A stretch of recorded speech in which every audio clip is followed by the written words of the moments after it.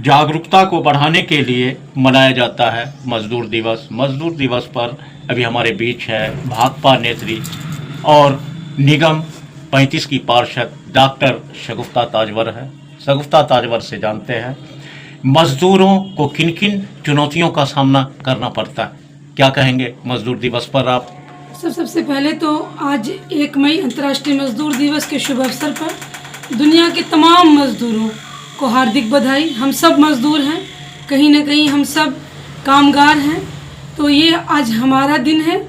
और मजदूरों को एक ही बात कहना चाहूँगी आज के दिन, संगठित रहिए, अपनी शक्ति को पहचानिए, अपने अधिकार के लिए लड़िए और अपना एक सम्मानपूर्वक जीवन यापन कीजिए। मजदूर दिवस क्यों मनाया जाता है? देखिए, जब हम किसी संस्था में काम करते हैं तो वहाँ हमारे काम के लिए कुछ नियमावली होती है।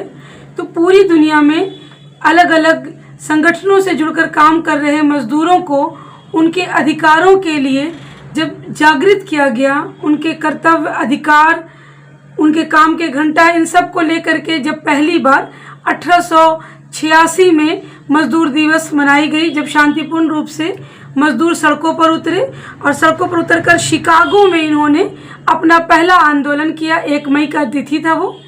बाद में इसी को देखते हुए पेरिस से 1889 में ये घोषणा किया गया कि अब प्रत्येक वर्ष 1 मई को मजदूरों के अधिकार को लेकर अंतर्राष्ट्रीय मजदूर दिवस मनाया जाएगा। उस समय जो कारखाना अधिनियम थे उसमें मजदूरों को 15 से 16 घंटा काम करवाया जाता था। ना चिकित्सा सुविधा थी, ना उनके खाने के लिए कोई अलग कैंटीन का एरिया था, ना छुट्टी का दिन निर्धारित था। तो इन्हीं सब मांगों को लेकर पहली बार मजदूरों ने 1 मई 1886 को शांतिपूर्ण रूप से शिकागो की सड़कों पर आंदोलन किया। और उसी दिन को याद करते हुए प्रत्येक वर्ष 1 मई को पूरी दुनिया में अंतर्राष्ट्रीय मजदूर दिवस मनाया जाता है। और यही प्रचलन भारत में भी आया। भारत में इसकी शुरुआत मद्रास से हुई, जो आज का चेन्नई है। 1923 में जब हम ब्रिटिश हुकूमत में थे तो उस टाइम का जो कारखाना अधिनियम था उसमें सुधार को लेकर मद्रास में पहली बार 1 मई 1923 को अंतर्राष्ट्रीय मजदूर दिवस का आयोजन किया गया। और उसके बाद से लगातार भारत में भी अंतर्राष्ट्रीय मजदूर दिवस मनाया जाता है। मजदूर दिवस आज है, मजदूरों को किन किन चुनौतियों का सामना करना पड़ रहा है? सच कहिए तो हर क्षेत्र में मजदूरों का शोषण हो रहा है। कुछ क्षेत्रों में जहां जोखिम भरे काम है, मजदूरों को स्वास्थ्य संबंधी समस्याओं का सामना करना पड़ता है, जैसे रासायनिक कारखाने हो गए, या जहां भी जान में जोखिम पर लेकर वो काम कर रहे हैं, उनका सही इंश्योरेंस नहीं है, उनके परिवार की सुरक्षा की कोई गारंटी नहीं है, काम का समय निर्धारित है 8 घंटा, लेकिन कहीं कहीं शोषण करके उनसे 10-10, 12-12 घंटे काम करवाए जा रहे हैं। सही मजदूरी दर, जो निर्धारित मजदूरी दर है श्रम विभाग के द्वारा, उन्हें वो नहीं मिल रहा है। तो ये सारे तरह की कठिनाइयों का मजदूरों को सामना करना पड़ रहा है, क्योंकि जैसे जैसे पूंजीवाद बढ़ेगा शोषण तो मजदूरों का ही होगा।